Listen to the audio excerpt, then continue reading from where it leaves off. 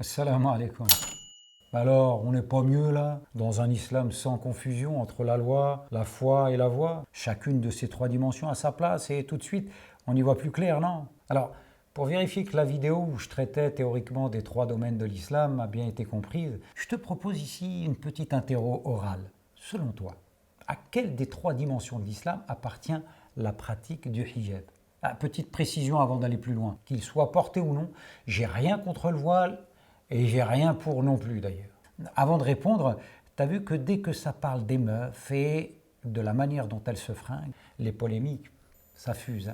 Ça, c'est à cause des mots à qui on fait dire tout et son contraire. À ce propos, il y a trois termes dans le Coran qui font jaser. 1. Le mot hijab. 1500 piges après et à 5000 bornes de là-bas, son sens a subi quelques altérations. Réservé aux seules épouses du prophète, compte tenu de leur statut particulier, il s'agissait initialement d'un tissu dressé entre elles et les hommes qui souhaitaient leur parler, et non d'un voile à poser sur la chevelure. Sourate 33, verset 53. Eh bien, on est quand même passé de l'un à l'autre. C'est dingue, non? Ensuite, il y a le khimar. Là aussi, il s'agirait d'une coutume vestimentaire mécoise bien antérieure à la révélation. Une couverture que les hommes eux-mêmes utilisaient pour s'enturbaner. Et le Coran, sourate 24, verset 31, le mentionne simplement en invitant les musulmanes à en rabattre un pan sur leur poitrine afin de planquer leur sein.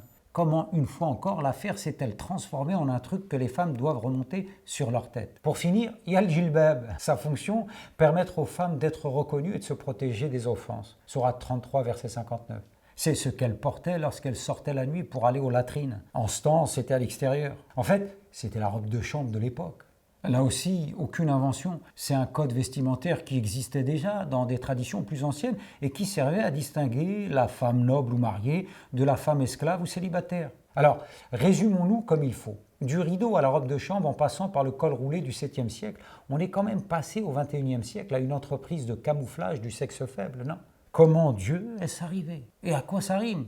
La recherche de pudeur. Mais celle-ci ne réside-t-elle pas davantage dans une attitude et un comportement que dans un vêtement? Ne peut-on être complètement couverte mais moralement nue et donc impudique? Tiens, entre celle qui ne montre que ses yeux et celle qui ne cache que ses cheveux, n'y a-t-il pas la volonté inavouée de se cacher pour mieux se faire remarquer? Mais comment en est-on arrivé là? Tout ça me laisse fort songeur. Les hommes, mais leur soif de domination. La musulmane observerait cette pratique par obéissance, voire par soumission à son mari, à son père ou à son frère. Les musulmans vont s'empresser de dire « dans l'islam, on ne se soumet qu'à Dieu ». En théorie, oui, mais dans la pratique, le paquet de machos frustrés que je connais qui pensent et font le contraire, va falloir arrêter de se voiler la face à un moment.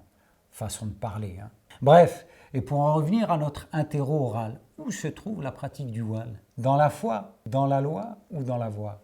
Dans la loi? Bien, très bien. Et dans la loi, s'agit-il d'un acte cultuel, d'une pratique relevant du domaine du relationnel, ou est-ce une simple prescription éthique? Bravo! Le voile serait donc une prescription vestimentaire qui relèverait du domaine de l'éthique. Mais alors, si le but du voile est de porter un habit moral, celui-ci ne peut-il s'inspirer des coutumes vestimentaires de notre société? Question d'un musulman qui te veut du bien.